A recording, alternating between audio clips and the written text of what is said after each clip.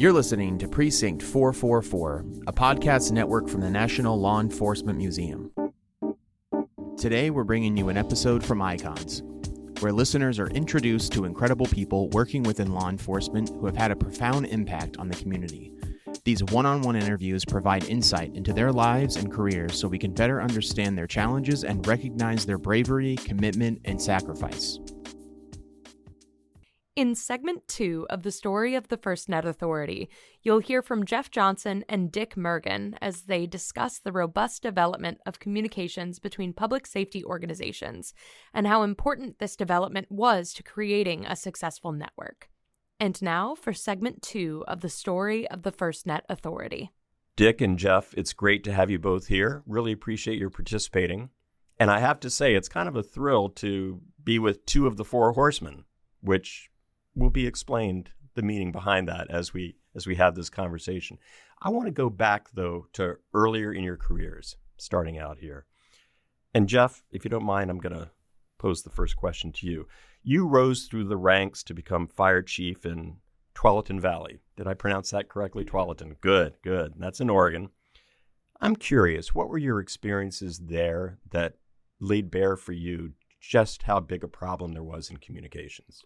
It probably all started really on 9/11. A lot of people say that, but I think in a very meaningful way.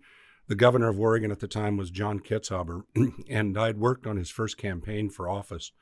And he called me shortly thereafter, and he said, "Do we have that kind of a problem in our state?" And I wasn't a state employee, but he did trust me. And so we got looking, and indeed we had some exposure. So the governor asked us to put together a group to lead the reconfiguration of Oregon's wireless communication systems. And it was in that process where I learned the importance of broadband, how we were moving to broadband, really kind of the legacy effect of land mobile radio and, the disparate systems. And I think that really educated and informed my perspective on how it should be. And I do want to get back to you on 9/11 because I know that was a searing experience for you in the aftermath and going to New York. But first, over to you, Dick. Same kind of question. You were on the police side of things early in your career. You were Metro Denver, you were in Northern Nevada, and as I understand it, Director of Technology Services at one point. So you had a front row seat on a lot of the issues involving public safety communications. You told me earlier you saw the need to talk to the agencies around you. Can you explain a little more about what you meant? Yeah, absolutely. So, as a young deputy sheriff, West Metro Denver, Jefferson County, I believe it has 17 municipalities. We worked with the state. We worked with the city of Denver, and everybody was on different radio systems. And you get a metro-wide crime in progress, anything that you're trying to coordinate, you had to do it through dispatch centers. And it took a long time, lost in translation. Clearly a lot of frustration there. Fast forward to Nevada, where I was a department head for Douglas County. I was doing a lot of work with the state. And here in the state of Nevada, where resources were slim, we had everybody on different radio networks. Highway Patrol, Clark County, Las Vegas, Reno, Washoe County, Douglas County, federal agencies, especially the federal agencies we depended on so much there. Everybody's on different radio systems. Everybody's arguing about what is the proper solution for interoperability. And clearly, it was impacting our ability to not only do our jobs, but to keep our communities safe. I was just going to say, to be clear, lives were at risk, and I assume even lives were lost based on an inability to communicate that way. Oh, yeah, absolutely. I could, we don't have time today, but, number of stories in my career where literally people's lives were lost because we failed to communicate properly between agencies. And I think, everybody that's been in this business for any length of time has similar stories. So it is a reality. And Jeff, that was your experience as well, that level of risk to the public? Whether it's the public or the responders, the fact is there was never any major event that went on where communications wasn't an issue. And it was almost as if the vending community wanted to keep the systems disparate because that led to upgrades and patches and all that was ongoing work. So we saw the need, I think, to get to a place where there was one system. Interoperability is only an issue with disparate systems. If it's all one technology, it's simply operability. So I think for us, we had 30 and 40 years of experience fighting communication problem that didn't need to be. And we wanted to start with a clean slate. And interesting. So you're saying that you were up against a business model that wanted to preserve the disparate aspects because that's how they make money. That's correct. And then if once you get locked into a technology, then now the upgrade becomes a mandate. We're going to quit supporting the technology. It's planned obsolescence. So it just builds in this ongoing cost of operation that seemed illogical when we had a phone in our pocket that was more capable and every bit as reliable, at least on a daily basis. And you just had to ask yourself, why can't we take this technology that I'm paying $500 for and $50 a month? Why can't I take that approach to a public safety device? I mean, there's nothing magic about the technology. It requires a device, requires wireless communication, a tower to receive it, some ability for backhaul, and it goes to a brain somewhere that processes it. It's really no different than LMR. It's about feature set. So we want to focus on that. Well, and as much as that is a major part of the problem, because we have seen land mobile radio companies literally sell almost the same product to two neighboring agencies with just enough difference in the two that they can't talk to each other because it keeps them proprietary. We also do it to ourselves in public safety. I have worked with many people over the years that hated one vendor or another. And supposedly, in government, we issue these fair and competitive contracts. When I've actually seen people in one particular case that always sticks in my mind is they specified on a radio that the knob on top had to have specific dimensions. Well, because that was taken to the vendor they wanted to buy from because they believed they had the better technology because they were the smartest person in the room. They weren't thinking about the first responders because they were technologists and they were looking for the better mousetrap for a specific vendor. And when you get operational to people like Jeff and I, that has an impact because we don't necessarily know that's going on behind the scenes. And to follow up with you on that, Dick, public safety really has been a laggard in the past. Not anymore, but in terms of the technology available to them, the technology they were using, far inferior to what a 15-year-old kid might have in their possession. Yeah, and I think JJ said it best in one of the testimonies in front of Congress, or one of the four of us did, which simply was, look, your 13-year-old has got better technology in their hand today than your police, fire, and paramedics do on the streets. And that was the truth. It's better today, but there's still a certain amount of truth to that. And we definitely want to get to the process, how that was turned around so that actually FirstNet is in the forefront of technologies. But I do want to go back to 9/11 because you brought it up as something that was a hinge moment in many ways. It was on a personal level for you too, because I understand while you witnessed what was going on from your home, you traveled to New York City maybe a month later or so. What was your experience there, and what did it open your eyes to that had been the tragedy in communications that day? Fire Commissioner Tom Von Essen, shortly after 9/11, reached out for a small group of people that could help them advise the fire department on how to rebuild. And I actually went there with one context, and once I arrived in New York as one of that group, my context shifted dramatically. The logistical problem of losing that many firefighters, and most of them were special forces. They were rescue team.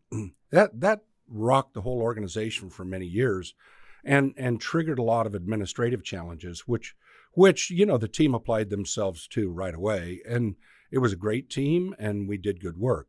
That said, the theme you kept hearing was communications, communications, communications. So it didn't surprise me when the 9/11 Commission came out in their final report and said, one of our recommendations is that we are going to solve the communications issues for public safety in this nation. And it was, at the time that we took this project on collectively, it was the last standing recommendation of the 9/11 Commission that had been unresolved. So you could not go to New York after 9/11 and not be personally impacted. It was very critical time, and it affected me and everybody in a meaningful way. But I think what's true with responders, maybe people in general, but responders walk away from difficult situations and they think about strategies, how they're going to make sure that never happens again. And they're going to make sure how you learn from it and make it better. And really that was kind of the foundation, as it were, of how I started thinking about communications on a different level.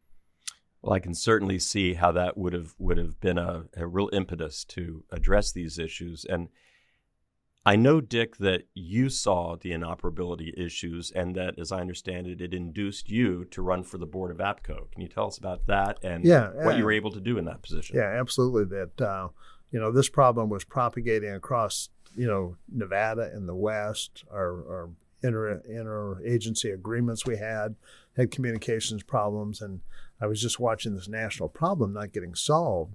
So I decided, for one silly moment, to run for the APCO board, not knowing what I was getting myself into. But that took me in very close to the P25 project. And a lot of people either didn't know or forget that the P25 in the radio system actually stands for Project 25, which is an APCO project series. So we at APCO, the APCO International, started all that research and working with vendors to come up with a standard to solve interoperability problems and run the technology through a standard process. The problem that we found is that what I learned is you can have a standard. It's depending on how that standard is implemented. So we had P25. It's still out there. It works today. But you can have two companies build it slightly differently, and they don't talk to each other. So once again, here, public safety, we had a vision we could solve this, and the private sector found a way to defeat it. So to help their business model so they could continue to charge $5,000, $8,000, $10,000, $15,000 for a handheld radio. And so, you look at the economics of what we were doing in this country. There was one government report, I think, said over $11 billion had come out of Congress to fund interoperability issues, and we hadn't even touched solving it. So there had to be a better way to solve this. And to underscore what you're saying, you saw the need, both of you saw the need for one integrated nationwide system. The industry had no desire to have one system because it's not in their business model. Well, and I don't even know if it's as clear as seeing the need, as in there was a day we spent in a room talking about every project we knew about in this country to, quote, solve interoperability, and asking ourselves, why did it fail? And so we're trying to come up with a model of, how do you move forward? Well, it was at that end of the day going, look, the only way to even hopefully to get ahead of this is a single nationwide public safety network that was controlled by one body that could oversee the standards and execution of that network. So it wasn't like we went in there knowing we were going to come up with this final solution. We knew there was a solution. We looked at all the prior problems coast to coast, from Alaska to Florida, and walked through those.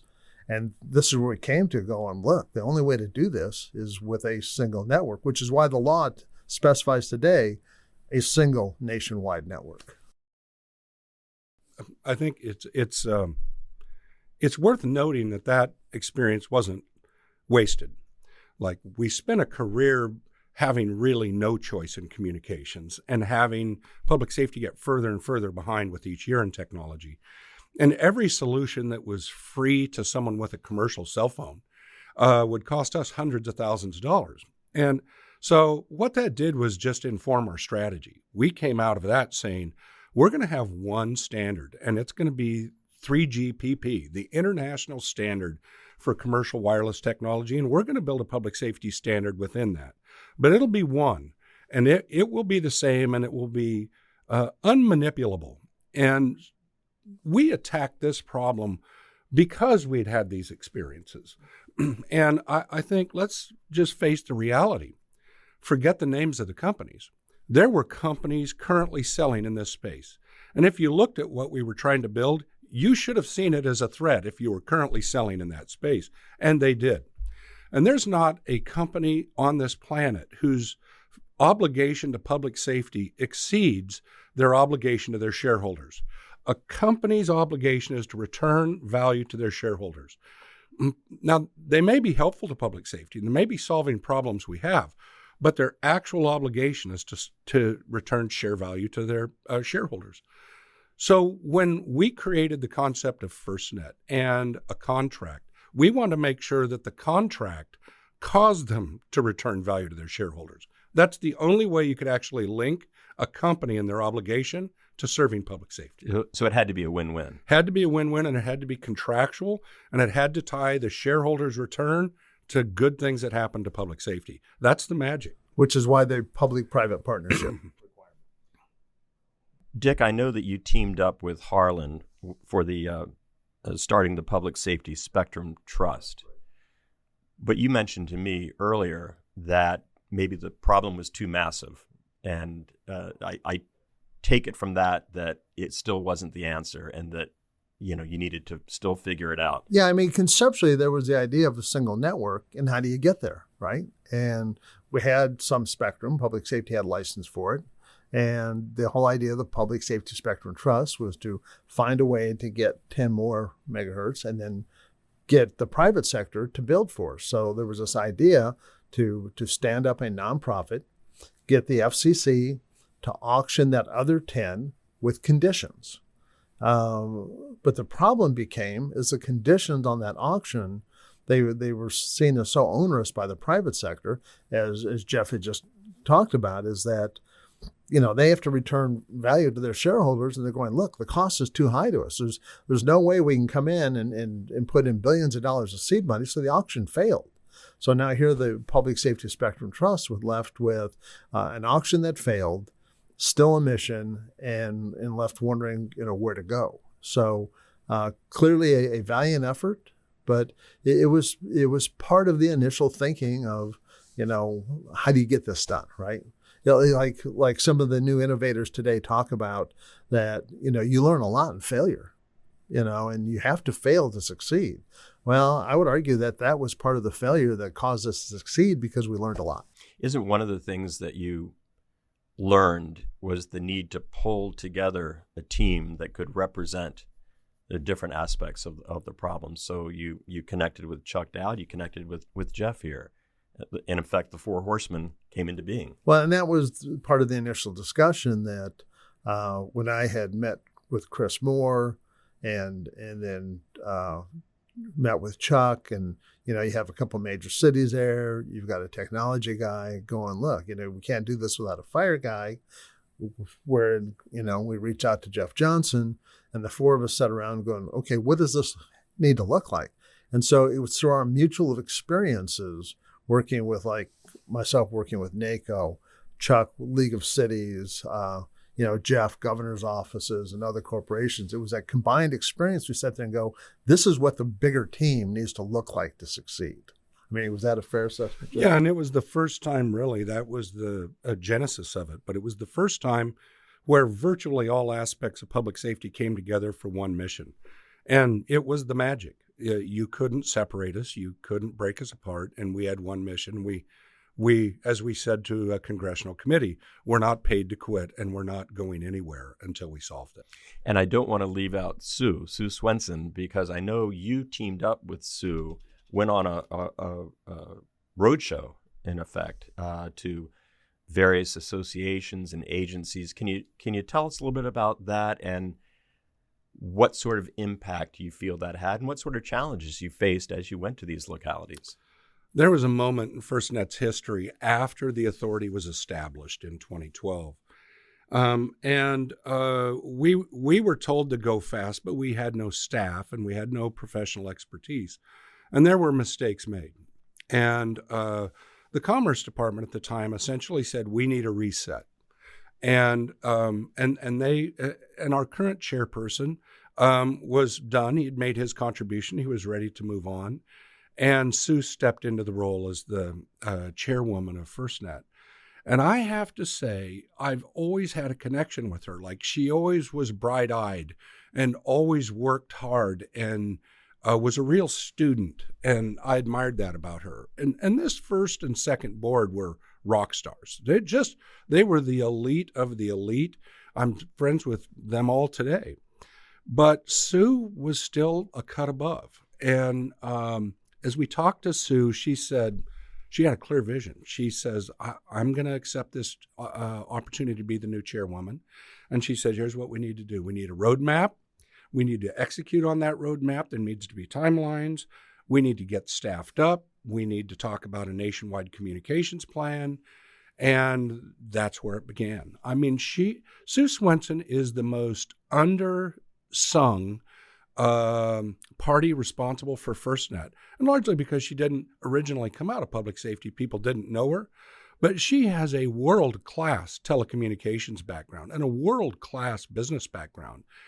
And she chose to adopt the public safety mission, which is why we accept Sue as public safety, is she spent a majority of her professional career at this phase of her life giving to public safety. And she's earned every bit of our respect. She's an incredible leader. And to add some context, if I may. So that was after the legislation's passed, FirstNet Authority stood up, she's on the board. But part of that legislation talked about, we defined in the legislation what the FirstNet Authority board should look like.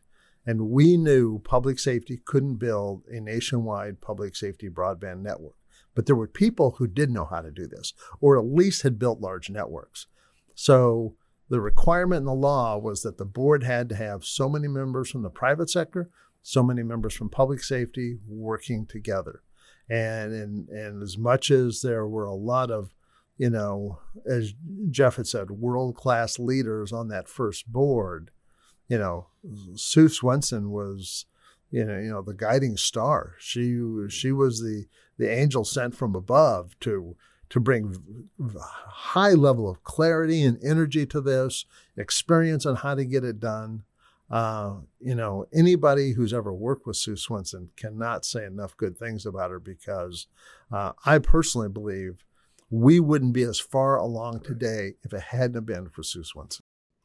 Yeah, I completely agree. And I think the magic for it is that board was so diverse.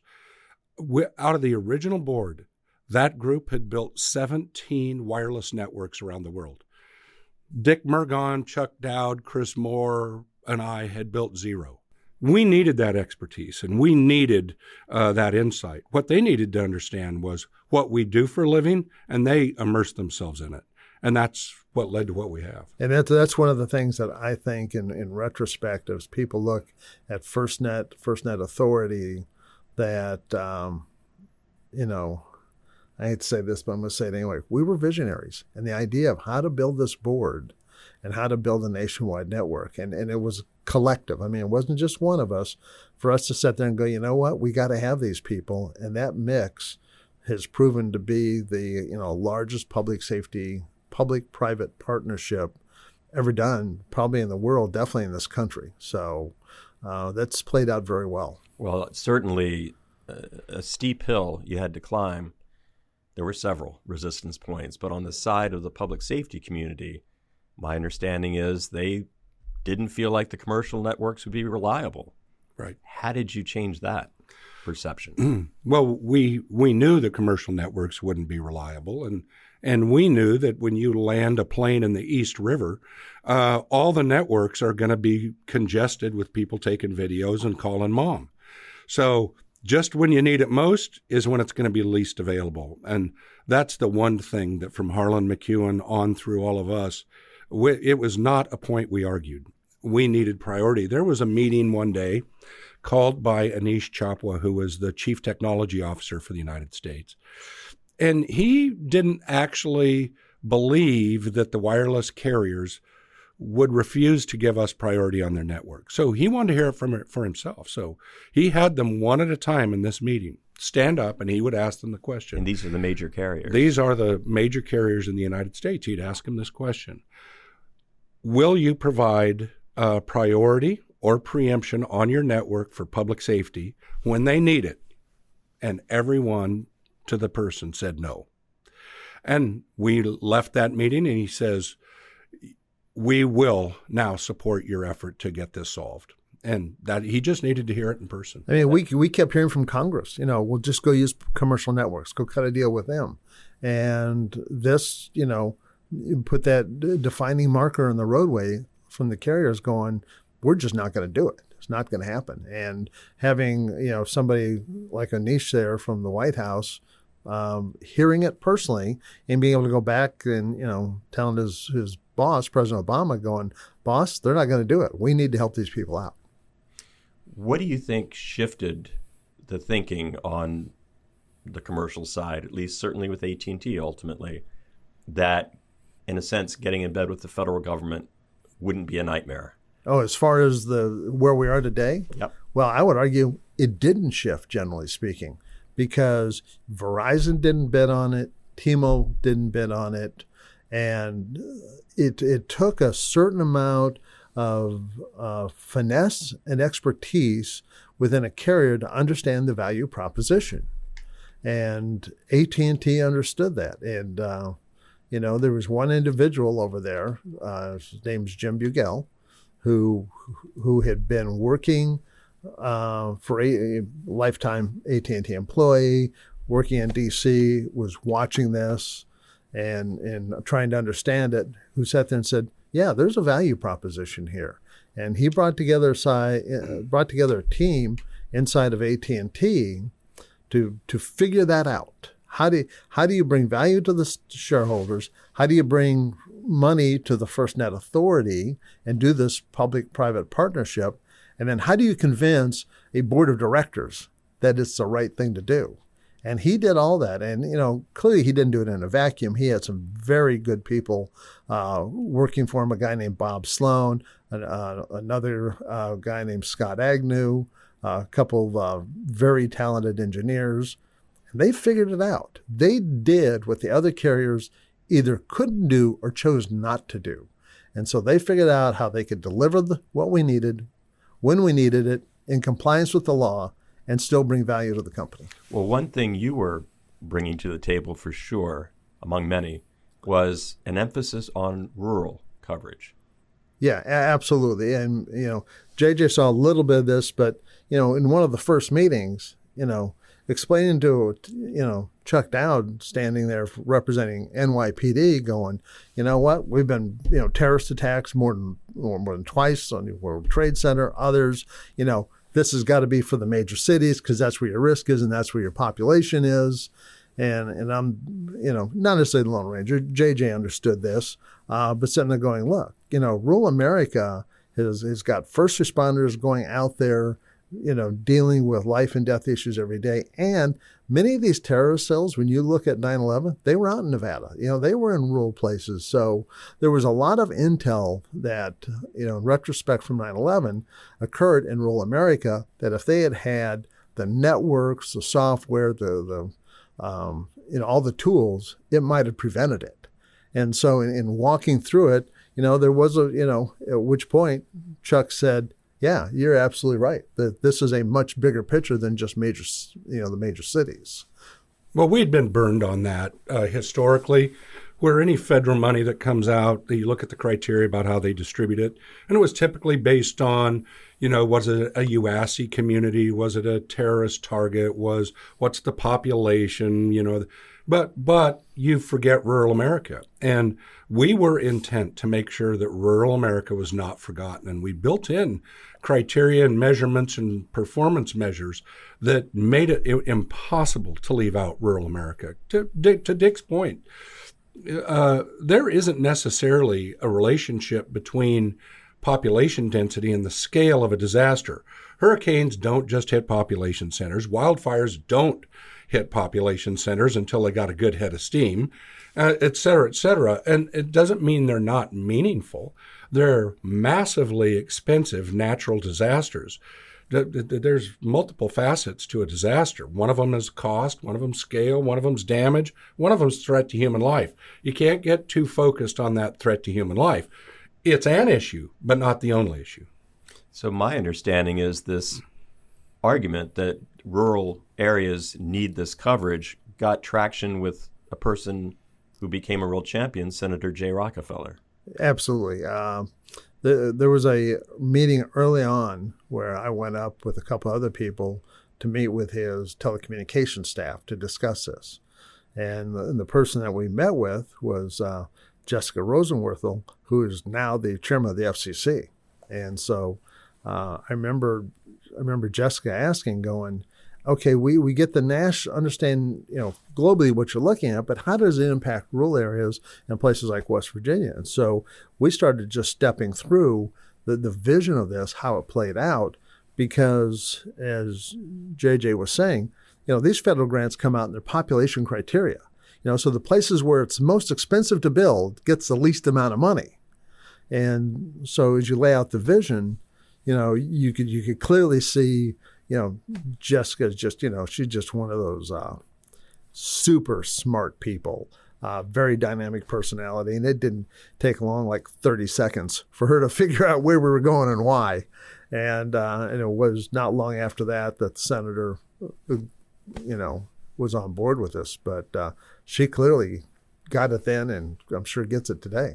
Senator Rockefeller was extraordinarily bright and committed to this initiative. Once he figured out where we were going, he became committed.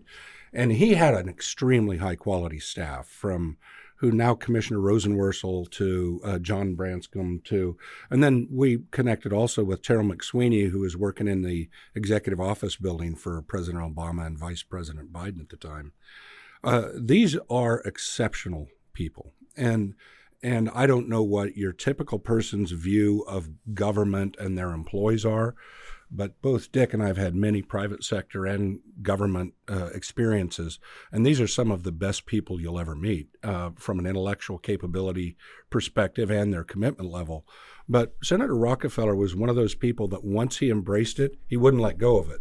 And he would call you at 10 p.m. Pacific to thank you for your testimony. Why don't you give him a little bit more detail on that phone call?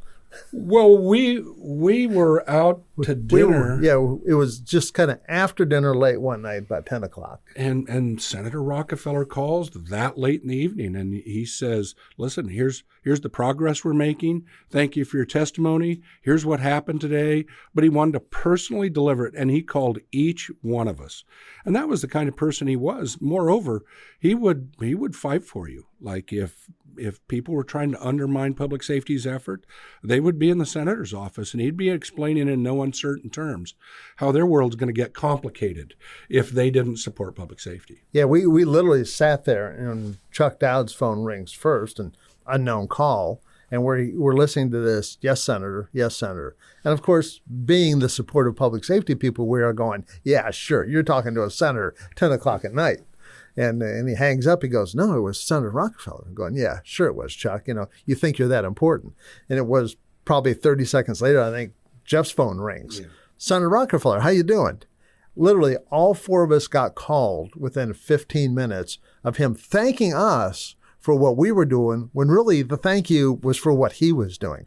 But that's the kind of, for lack of a better term, the class act he is. I mean, he connects with people, he appreciates people, and, that's, in my mind, one of the, major losses that he is no longer in the Senate, because he was so good at it and understood public safety. A true statesman.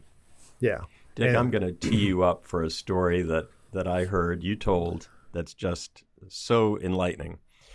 And it's the story of when you met in the old executive office building, got White House sign on, they bought in. Then you ended up over on the Senate side and had an interesting exchange. I'm going to stop there because I want you to take over. Yeah, this is one of those that I would name people if I could remember their names, but I can't. So everybody's safe in this case. So we had been over the executive office building, and Terrell McSweeney and a number of people are in, and they're telling us, look, President Obama is going to support this. Vice President Biden is supporting this. you're good to go. We're going to get behind it 100%. So that day we had a lot of people in meetings across the hill. And so I went over to join another group that was over on the Senate side. And there was a senior staffer who had worked for a very influential person in this town, who might have been president at the time, is in the room going, no way, we are not supporting this. I don't care what Senator Rockefeller says. My senator won't, this committee won't, and he's going on. And I'm sitting there listening to this for about a minute. I said, excuse me, can I bring something up? And he goes, yeah, what? I said, well, I just left the executive office building and we are told the president and vice president will be supporting this issue. He goes, oh, and he gets up and he leaves. And we're sitting there, and it's probably 15 minutes. And he walks back in the room and he sits down and he goes, what can I do for you? I mean, just the assurance that this was never going to move, and then to come back going, okay, whatever you need. It was great to see. It was, we were happy to have him on board. We appreciate the fact that he was defending what he thought was right, but, watching that position change was quite enjoyable. It also created its own headwinds. Yes, it did. We were cops and firefighters and paramedics. We don't know a lot about how this town operates. We do today. But we were told by someone that we thought knew what they were talking about. They said, well, here's the good news. The White House is going to support you. The bad news is now the other side's going to hate it. No matter what it is, they're going to hate it. And we actually didn't believe that. We were like, no, this is public safety. Well, everybody loves us. It created headwinds. We realized then that once you pick a team, the other team has some obligation to not be cooperative. And we thought we would be above that, and it wasn't. In the end, it all came together, but it did complicate things. But nonetheless, we had to go there to get that done. Well, I think perhaps the most remarkable thing in my mind is how many stakeholders and key players you managed to pull together. You had to pull on board public safety associations, all the state and local associations. You had the U.S. House, the U.S. Senate. You had every state governor, the White House. And when has that ever happened? Well, it's not happened before or since, to my knowledge. I remember the day Sue Swenson called me, and she says, Chief, the law requires that each state opt in to FirstNet. So that means we're going to have to do an information and education campaign in all 56 states, territories, and commonwealths, and ideally get them to a place where they choose the network over building their own, which would be defined as opt-in. And she said, good news for you, that's your assignment. And wow, we put on some air miles for sure. It started with 8 regional meetings and then matriculated down to state by state. But I look back on it, and while I wasn't very fond of it at the time because of the massive amount of work that it required, I actually think it's part of the secret of it. There's still debate today about whether the United States government has the appropriate level of authority or whether that belongs at the state. And I actually think the architect of whoever put that in the law was wise to say, all right, this is a federal government initiative, but you must get the concurrence of the governor of each state that they're going to be part of it. And it ended up being a strong point to what is now FirstNet. Well, and the upside was we had the machine to support it. Because we had every public safety association who had reached out to all their states, we had a high level of knowledge within the states that when governors called their local police chiefs, fire chiefs, sheriffs, and said, hey, tell me about this FirstNet thing, that there was a knowledge base there. Now, granted, there was some additional education that had to happen, but, we had a good base to do that, which is part of the success for all the states to opt in to the FirstNet program. And it's probably fair to say you had to, at times, take a little bit of a hard-knuckle approach. You were telling me a story about there was, I guess, a local congressman and the 15 or 20 or maybe 25 fire trucks that were parked outside to make a point. Yeah, there was a state in the Midwest where there was a difficult congressman. And when he got back home, Jeff called up, his local fire chief there, says, gee, can you go over and have a chat with the congressman, explain to him the need for it? And so, the chief accommodated Jeff and went over there with a number of other chiefs and about 15 or 20 police cars, ambulances, fire trucks, and parked outside the office. And, clearly there was absolutely no intent for intimidation. This was just simply an effort to show support by his local first responders, support by the people who vote for him, support by the people who need his help in his community. So, it was just a wise effort to help educate the congressman. Well, we're fire people. We tend to overdo things. And that, that was probably overdone, but it was more, I'll fly out. Let's get those of you that represent his district and let's talk. And seriously, when I pulled up in my rental car, I'm like, okay, that's a showing right there. That's 2 box alarms worth of staffing. And it's very much in keeping, right, with that whole philosophy that this isn't something that we can let go of. It has to happen, and we'll do what it takes. And I think both communities fully got that. I mean, here I am, a fire chief in Oregon, and I place a call to the middle of the country and say, I need a favor. And to have that kind of instantaneous reaction in 48 hours was just emblematic of how much support we had across the country. Well, and it's self-replicating in that, those individuals that we influence by showing the support of the local community talked about it in Capitol Hill and to other people going, how much do you want to have a firsthand tour of all the fire trucks in your community? Or do you just want to bypass that and support the legislation? Well, and it was effective. To be entirely fair to that legislator, he listened with intent. He asked good questions. He had some misinformation provided by somebody, and we were able to resolve the issues. And from that day forward, he was supportive. So, problem, solution, outcome, on to the next challenge. Yeah, and I think at times, in retrospect, I would do it the same way again. But it wasn't necessarily those people on the Hill, the elected officials, being so much anti what we were trying to do. Just, one, not being sure it can be accomplished, and 2, not understanding the issue, not understanding how it impacted them and their people back at home. And so when they had that local touch, there were, that helped. Now, on the other hand, I do know one congressional person who I knew personally that I talked to basically said, Dick says, I'm not going to support this unless leadership tells me to, because I want a leadership role and I don't want to offend anybody. So, there were both sides of it, but at the end of the day, we got there. And one last point on that. I actually don't fault or resent the elected officials that were opposed to this, that were skeptical. That's a better word.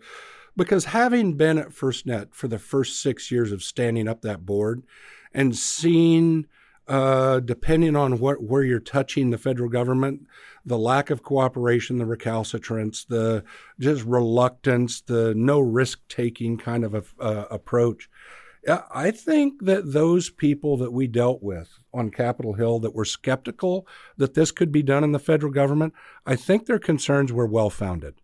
I think by the time you fully fleshed out the way we were going to do it, we took out the critical components of performance and we put it as an obligation on the contractor. And once we did that, that's the trick. And so I actually think they had some foresight. I remember one representative saying to us, you don't actually believe that the federal government can deliver this network. And we said, well, you're probably right about that, but we expect to put the performance components of this as a contract obligation. And you could feel it at every turn, and I'm glad it worked out the way we wanted to. Well, thanks to the two of you, and of course to many others, FirstNet was established, and it's been remarkably successful. What I'd love for you to both respond to is, what challenges do you see that lie ahead for FirstNet? Where could there be more impact, improvement, anything that can extend the effectiveness of FirstNet?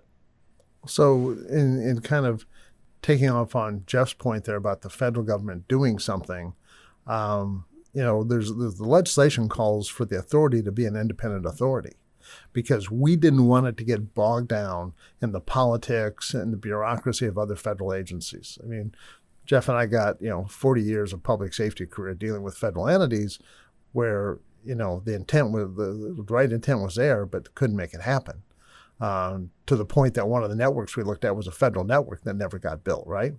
So, looking forward to be able to make the FirstNet Authority, which is by law an independent authority, the definition of that clearer, allowing it to be more independent, we believe, or at least I believe, will improve that chance to succeed.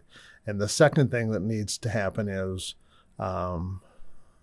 that the legislation is coming for reauthorization because, again, Congress is sitting there going, look, we're not going to make this permanent because we want to review it.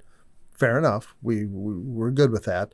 But now that we've proven it, let's make it permanently an independent authority. And the last thing is give it access to additional spectrum in the future. As much as we thought 20 megahertz was going to, rock the world, which it did at the time and it still does today, futuristically, when you start looking at some of the virtual reality stuff, augmented reality, that requires a lot of bandwidth.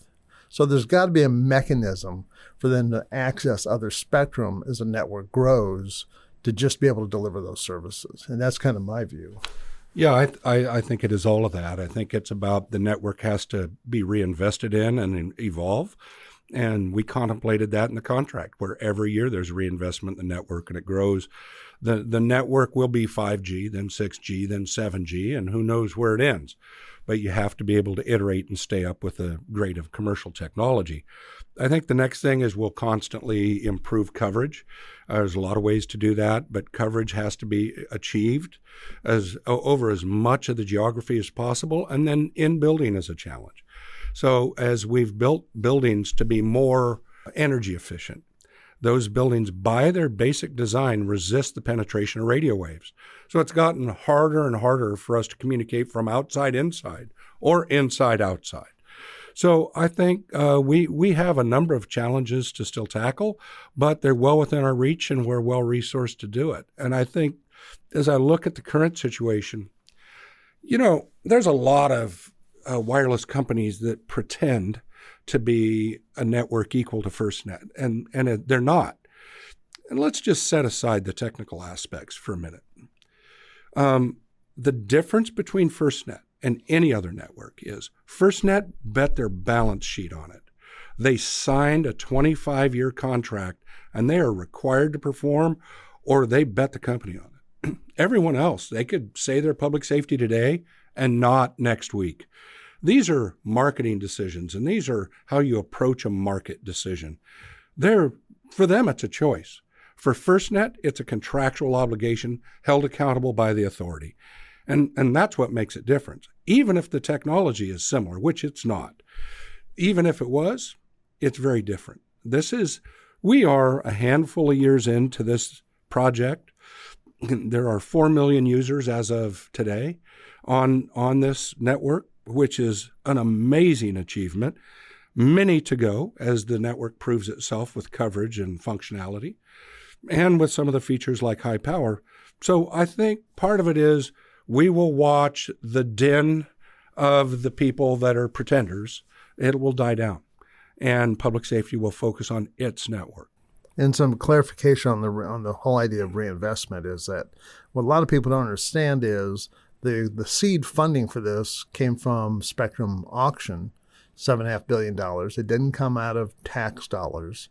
And that today, when first responders pay their FirstNet bill, yes, it's being processed by AT&T, but a percentage of that goes to the reinvestment of the FirstNet Authority.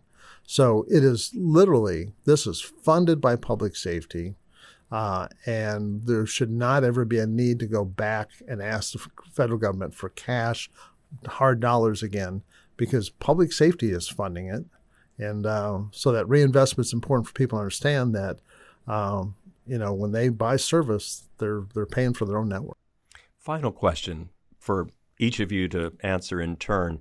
And I know that it's a firm belief, almost a credo within public safety, that it's not about us. It's never about us, certainly not about us individually. It's about public safety. But I want to ask you this anyway. Dick, I'll start with you. What are you most proud of in terms of your contribution to the creation of FirstNet? Just standing up the Public Safety Spectrum Alliance, the fact that I was part of this group that got named by others as the Four Horsemen, to bring reality to it, because at the end of the day, there's a multi-billion-dollar nationwide network servicing public safety. Today, there are literally public safety agencies abandoning their land mobile radio networks to be on FirstNet and not paying $10,000, $20,000 for a handheld device, but $500, $600, $700, not only doing the same thing it did, but more. So I think when that's kind of the impetus.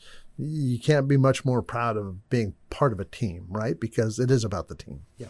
And Jeff, what about you? What are you most proud of in terms of your contribution? Well, I was lucky to be one of those four horsemen that worked the legislation and then seated on the FirstNet board and became the vice chairman and operationalized this network. So I think to see it from concept, to see it from these hotel conference rooms where we would bare knuckle fight about issues in private and then come out with one position, and to see it all the way to where we are today, I'm extremely proud of that. I'm proud of opt-in and having 56 states choose to say yes to a nationwide network. And I think if I had a role in this group, if each of us played a role, it seemed like my role was the mediator oftentimes, and a person you could put in to pinch hit at about any time on any issue, because each of us played a distinct role. Dick was far more technically capable than I was. Chuck Dowd had, major city experience that I'm not going to get in Portland, Oregon. And Chris Moore was a great leader, and he had the patience to tolerate three bucking Mustangs clashing around a conference room. He just had it. So we ended up with the right mix of people. Harlan to lead us off, the group of us to get together and pull in one direction, and then turned into a board led by Sam Ginn and Sue Swenson. It would be hard to repeat it. Well, I can tell you, we're all very grateful for the contributions that both of you made, and so many others, as you point out. I want to thank you for being here today and for sharing your insights and really educating me and our audience on so much about FirstNet. Well, and thanks for capturing some of the history of this. I mean, it should not be lost on the world or this country that when public safety bands together, there's not anything we can't accomplish.